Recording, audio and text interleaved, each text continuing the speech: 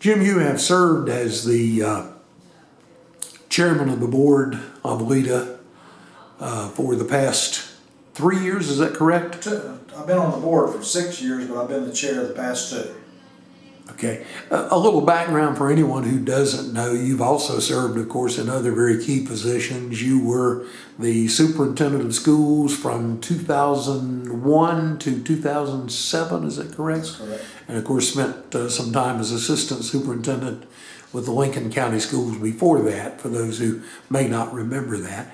And you have also been involved in education, not only as an instructor and helping out in that respect at UNC Charlotte, but you are currently the chairman of the Board of Trustees of Gaston College. You've been on that board for a good number of years and are in your second term there as chairman of the Board of Trustees of Gaston College. Now, enough background about you. Now we'll talk about LEDA. LEDA is, of course, for anyone who is not familiar, the Lincoln Economic Development Association. Tell us a little bit about what LEDA is and what LEDA does. Well, in my mind, I break it down pretty simple. First off, it's a 501(c) organization, but it has 2 primary purposes, and that's to create job growth in the county and to build the tax base. And LEDA, over the time I've been on the board for 6 years, and during that time, if we all recall back to 2009, 2008, 2010, in that period of time, we had the Great Recession, so we were coming out of that, and Lincoln County is very fortunate in its location.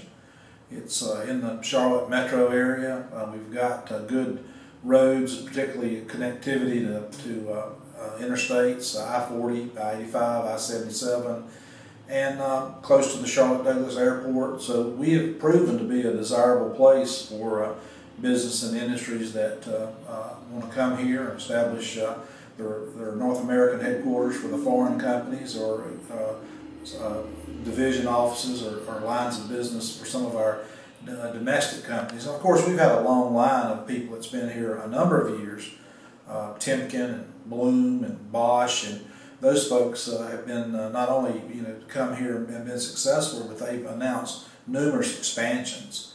And where those expansions help us, as they upgrade and as things get more technologically oriented, those are investments in equipment that goes on the tax base. A lot of people don't realize that those companies pay taxes on the equipment that they have on site, and also have increased jobs.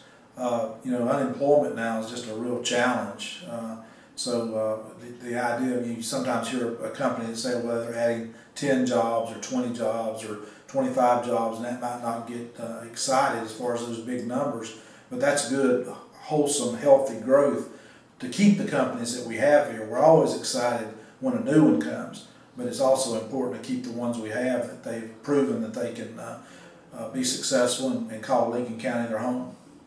The challenges of economic development, of course, depend on the locale and what the current situation is. I can remember not too long ago when I used to travel a good bit down through South Carolina, and the Chester, South Carolina, and that area were just rather pitiful because they had lost some big industries and there was massive unemployment, and they were anxious to have just about any kind of jobs that they could secure. Any kind of company that wanted to come in and open a plant, they would be wanting very much to have. Lincoln County is a little bit the opposite kind of situation.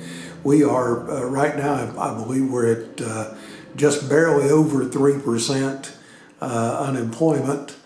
And we are among consistently each month in the top 10 lowest unemployment in the 100 counties in North Carolina. Not sure where we rank this month, but it's generally 7, 6, or 5, depending on the particular month. But that's pretty significant. What's our challenge in terms of if you're trying to attract industry? Obviously, you can't say we've got lots of people out of work that need a job. Well, I think probably there's 3 challenges that quickly come to mind. You mentioned the unemployment rate. Anytime, I've always been told anytime you're under 5% unemployment, you pretty much have full employment. But that's related also to the workforce. The workforce is changing. A lot of these plants and manufacturers need highly skilled, trained workers. And there's been a lot of initiatives that have been established with LEDA and some of the partner Lincoln County schools, Gaston College, in trying to, not everyone needs a 4-year college degree in the new economy. And there's something called Edge Factor that is a program that I'll give Kara Brown a lot of credit. She's our Director of Business Development. She brokered that program with the schools to try to get children's parents, educators more aware of the 21st century manufacturing. A lot of folks, when you talk about working in a factory or a plant, they've got the mindset of what perhaps their grandparents worked in. But now these facilities are very modernized. Many times they utilize robotics. They're clean, and it's a great place to work, but the public is not caught up with the actually present situation. And I know that they have instituted field trips for students. They've instituted where some of the businesses are hiring teachers to work there in the summer to be more educated. And so trying to educate our parents and educate our students about the 21st century economy that in many cases 2-year technical degrees is exactly what they need. They can immediately go into a job without incurring very much debt and be making $35,000, $40,000, $45,000 a year, and they can find jobs. So that's one challenge. And another challenge would be product development. That might not be the right word.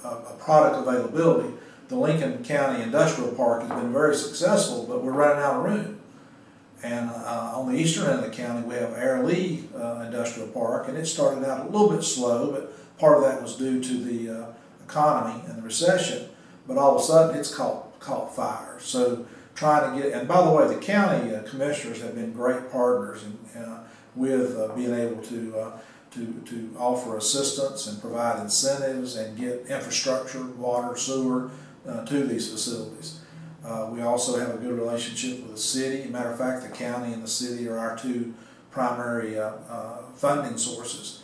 So when you look at workforce and you look at do we have available product, those are 2 areas that are really challenging to make sure that you meet. And then related to that is just infrastructure in general. As everyone realizes the tremendous growth that's going on in East Lincoln as it relates to residential, but there's always a challenge for the county to be able to provide infrastructure. So it's expensive, but it is an investment. And you mentioned Chester and South Carolina in particular. They've been very aggressive with incentives. And in a perfect world, I wish we didn't have to offer incentives. But now when we compete for these jobs, not only to keep the industries we have, but to also attract new industries, we're competing against not just Shelby and Gastonia and Hickory, but we're competing against all the states. I know recently we had an expansion that one of our local companies was considering, and we were in competition with Wisconsin. I think of another, we were in competition with New Jersey. So the incentives eventually go away, and you still have the company, so you do get the benefit. And also immediately, even though the tax incentives might be delayed, those employees have a job, so they're making income, so they're paying income tax, and then because of their job situation, they're able to contribute to the local economy through sales tax. So there is some immediate advantage. But if we could wave our magic wand and do away with incentives, that'd probably be a good thing to do. But unfortunately, to play the game, you've got to have an incentive package. It's certainly the way that business is done these days, and you can't change the way business is done. You have to adapt to it. If you want to play the game. The Lincoln County, of course, I mentioned some other places in the area. I mentioned Chester in particular that was desperate for any kind of Lincoln County of employer coming in some time back. Now they've seen a lot of progress on that more recently. But Lincoln County, some years back, and a lot of having to do what you had to do at that particular time, related to the kinds of industry that we had. We were, for many years, textiles and furniture and not much more. Yeah. I think Vermont American, now Bosch, was probably our first very significant other company coming in doing something different. The city, of course, is still under the burden of having to pay for a water plant and sewer plant expansion that they had some years ago in order to keep the textile mills that they had. On the good side, in defense of those members of the city council from those days, had they not done what they did, we would have lost those industries even quicker and people would have been without jobs at all. As it was, we managed to save them for a number of years, but of course that changed. But now we've got a pretty good diversification of industry. Oh, I think that's a great point. You know, anytime you get dependent on one or two industries, you really have a lot of vulnerability. But almost all of our recent new additions, as well as some of our expanding industries, represent a different industry sector. You know, we've got the automotive area identified. We've got equipment being made here. We have some food production being done. We have one of our Aptar, Keiko, Cadler. You know, they make, they're in the process of catalytic converters, of a precious metal coating. We all know about Timken and Bloom with their high-end drawer slides. So we've got, like you said, a real diverse. One of the more recent additions to our county is Unox, which is down in Herald on the eastern part of the county. And that's a success story for a couple of reasons. One, that's an Italian company. And they initially have come in and set up their sales office. Not a lot of jobs, but as they build that sales office, they plan to bring manufacturing here to where they actually make commercial ovens for the restaurant, hotel, institution. And another reason that was a success story is we, in brokering a partnership with the county, had built a shell building, one that prospective clients could come in and not just see a piece of raw land, but actually see a building. And this building happened to be approximately 50,000 square feet, so they actually got to see that. And you know, when you have businesses coming in, that might not necessarily have been the building they're looking for, but because you had that shell building, they would come and look, and they said, well, this isn't going to meet our need, but now we're aware of Lincoln County, and you know, we need a 100,000 square foot building. But Unox took the shell building, so it was an investment on the county's part, and it proved to be successful. Our next goal is to come up with another shell building. And the industry indications, it might need to be a little bigger than 50,000 square feet. Of course, as in business itself, in operating a business or an industry, sometimes you have to make the investment and hope for a return on that investment, not necessarily knowing that it's going to be successful, at least not immediately. You base it on good information, but you have to make that judgment and try. Well, you mentioned Timken. I recall a ride from Charlotte's Douglas Airport to Lincoln County, and a member of the Timken family and former Governor Jim Hunt sitting in the back seat with him, and the Timken person said, if you can make that runway to, and whatever the distance was, because they needed to land a plane that would need that distance on the runway, he said, it's a done deal. And Jim Hunt put his hand on his knee and said, it's a done deal. And that was significant. I've called the Lincoln County Airport the gym that nobody wants, because there had been some discussion about whether or not certain investments should be put into that. Now it's an independent, separate airport authority, of course, but it has been a very key factor for us. Shelby just recently upgraded their airport, and it's been a boon to them. So some of the things that you do, are there other things other than a shell building that you see as these are things we need to address to be ready? Well, I mentioned water and sewer. We have some identified areas we would like to look at for a potential industrial park, but without water and sewer there, it's very, if you let companies come in, and even if they agree to come and they say we'll do our own package system, it sort of prohibits them in the future maybe to hooking onto your water and sewer. Plus, they don't really want to be in the water sewer, particularly the sewer business. So, getting the county to continue to invest in water sewer infrastructure, and then just raw land. You know, I know back when I was superintendent, I got a little criticism for putting Lincoln Middle School up on Startown Road. You know, it was maybe 3 miles from the center part of town. But I said, you know, find me 60 acres in town, I'll be glad to do it here. So when you build an industrial park, you're looking at hundreds of acres. So trying to find those big tracts of land, and from the landowner's perspective, when we're in an area where development is so popular right now, sometimes these folks coming in building subdivisions and homes might be a better sale for the landowner. So trying to find large blocks of land that can serve as an industrial park. It is a challenge. There are land out there, but again, it takes investment, it takes money, and it all goes back into that old saying: you got to sometimes spend money to make money.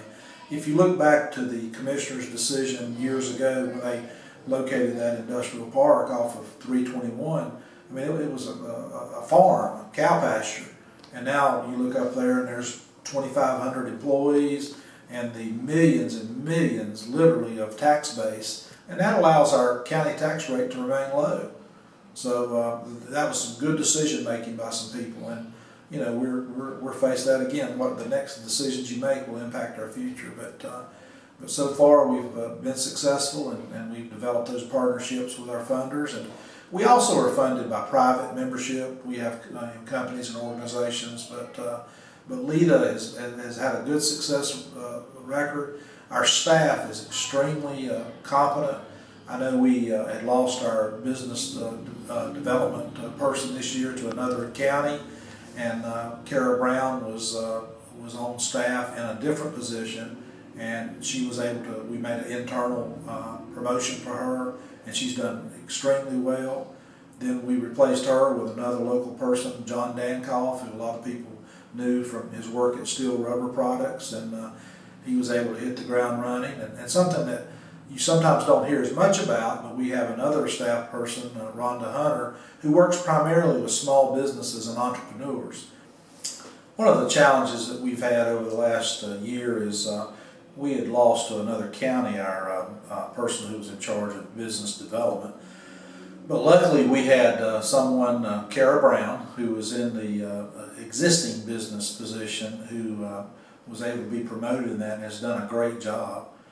She has brought in Edge Factor, which is a program that is partnering with our school system. I think I'd already mentioned about that, but she's been very successful in learning the nuances of the new job, and then of course that left her position open, and we were able to bring John Dankoff in, who many people know John from his experience and work with Steel Rubber Products, and he also has hit the ground running, and then our third person in the office that I want to mention is Rhonda Hunter, and Rhonda does a lot of work with small businesses and entrepreneurs, and she's had some success, and it doesn't always get the notoriety of the big announcements, but our economy is based on small business, and the idea of bringing a family-owned business or a small partnership in where they might have 1 or 2 or 3 employees, and they get off the ground and hopefully they're successful, and a year from now they're hiring additional couple of people, and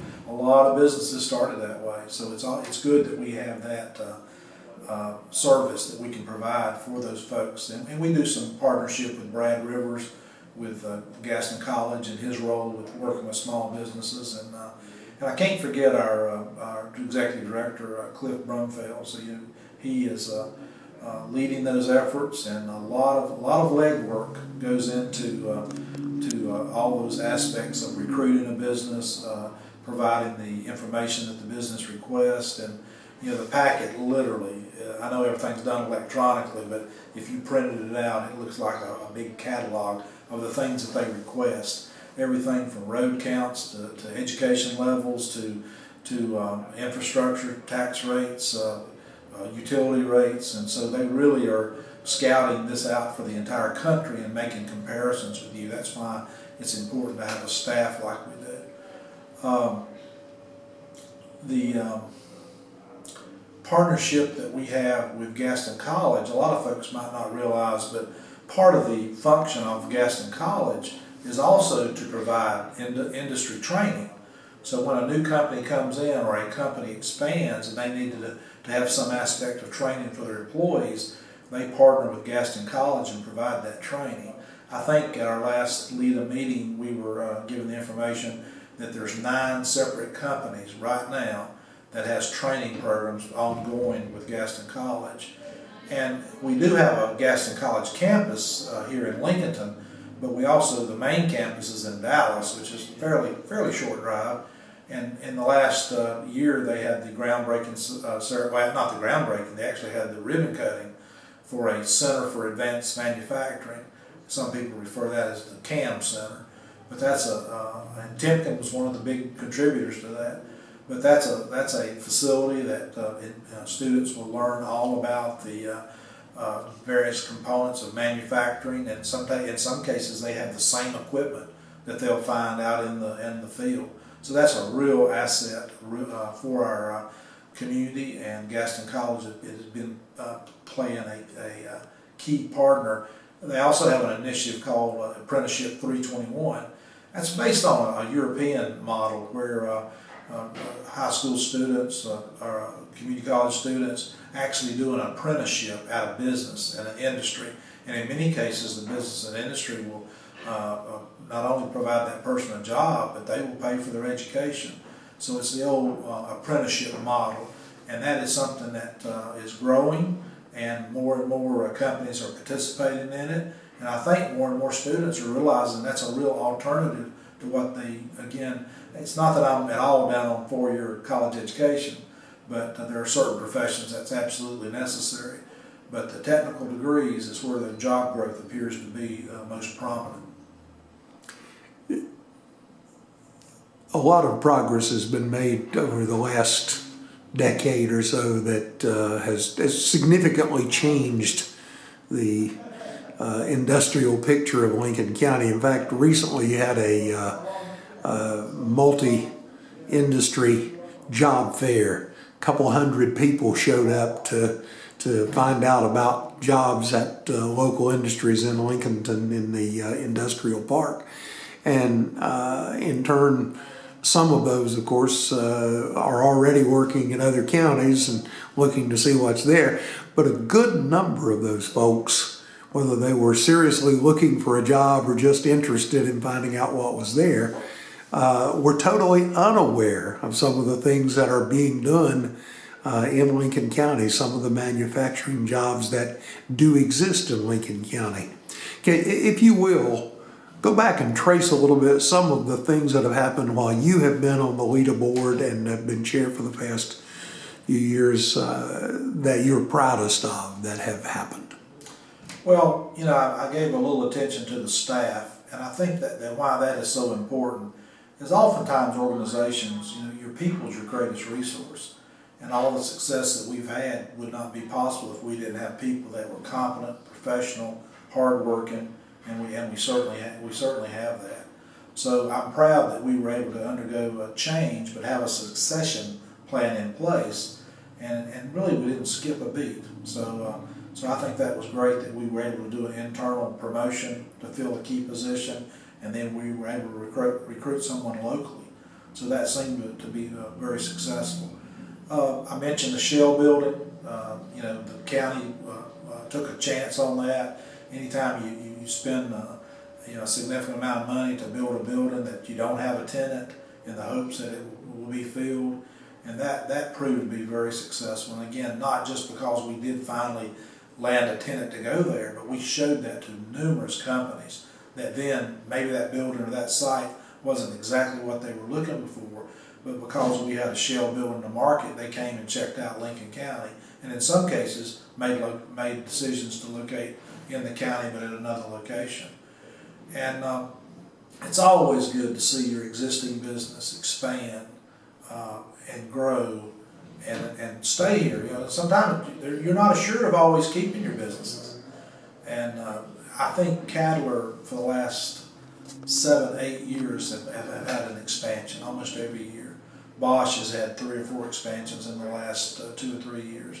And again, I don't mean to leave anybody out, but we could list, I know this past fiscal year, we had right at $75 million announced in expansions. So again, like I said earlier, that goes on the tax base. It helps keeps our tax rate for our property owners lower. And through our taxes, we can provide a good quality of life for our citizens.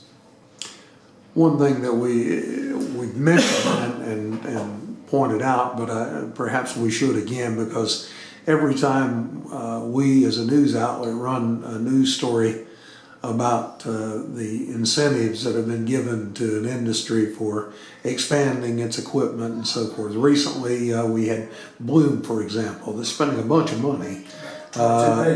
Yeah, and in turn is going to get to save some money on its taxes. And what people don't understand is they're not going to save a penny on the taxes that they're currently paying. They're going to save money on the additional taxes that they will, down the road, when that incentive runs out, have to pay on the equipment that they're adding in. So if you don't have those incentives, then you probably don't get as much investment, because instead of paying the money into equipment that can provide more jobs and so forth, and as you say, keep the industry here, they would have to put the money into taxes, and in turn that might cause them to say, well, don't know whether we can spend that and do that or not, because we won't get the return on the investment. So those tax incentives, while they may seem to some to be, they're not a gift. They are in truth an incentive. And like you said, those incentives don't last forever. Depending on the size of the investment and the number of jobs that they create, it might be a 4-year incentive, a 5-year incentive, a 6-year incentive, but those will eventually end, and then they pay full taxes. So we've got numerous incentives that were given over the years that ran out years ago, and people are, those business and industry are paying their taxes fully. And again, you mentioned the airport situation. We would never have landed Timken had that airport expansion not occurred. The airports are sort of like the ports were of our previous generation. And I think our local airport will even grow in importance as Charlotte Douglas continues to be utilized as much as it is in the ring cities. If you have an airport that's a viable alternative, I know some of the NASCAR teams that looked at our airport, some of the other industries and businesses have corporate aviation, so having an airport that's viable, and then you always have the option, and that's certainly something that the city, county, and the airport authority has looked at, opportunities to utilize the airport as possibly a industrial center in terms of providing some manufacturing jobs adjacent to the airport. Anytime you deal with the FAA, that's a long drawn out process, but again, you try to leave no stone unturned when you're looking for ways to make your county more economically viable. What do you see as the future of LEDA? What things do you think LEDA should be doing down the road in order to continue to be successful? Well, I don't think we really need more staff. I think the staff we have is an appropriate level. We have a business, a location that's fairly modern and gives a good impression when businesses come and meet with our staff. So it's not a new facility or anything, but there's always more money for marketing. You're always, social media is certainly a way to do it, but there's always levels. Business and industry expects more and more and more information and research. So that's one challenge, is how we can get not just a statistic that's a year old or 6 months old. They want something that's current, and that takes resources. There are companies that can help provide that. We have our own Charles in the office does a great job with that. He's our research associate assistant that draws the maps and provides a lot of information that goes into our recruiting materials. So I think, and then of course you do have to sometimes put quote unquote boots on the ground. Our budget to support our employees attending trade conferences, both regional, national, and international. I know recently our executive director, Cliff Brumfield, went to Spain and Portugal, and that was an area that we really had not visited, and that's an area that seems to have a lot of potential. So, you know, they in addition to them coming to you, you've got to go out and reach out to them. And I know Kara in the last year has been to, you know, I hesitate to name all the cities in the conferences, but you got to get out and mix with those brokers, those people who are representing those businesses and industries, and let them know, you know, where Lincoln is at and what our advantages are, which are numerous, but we've got to tell our story. And you have to ask, because if you don't ask, the answer is always no. That's true.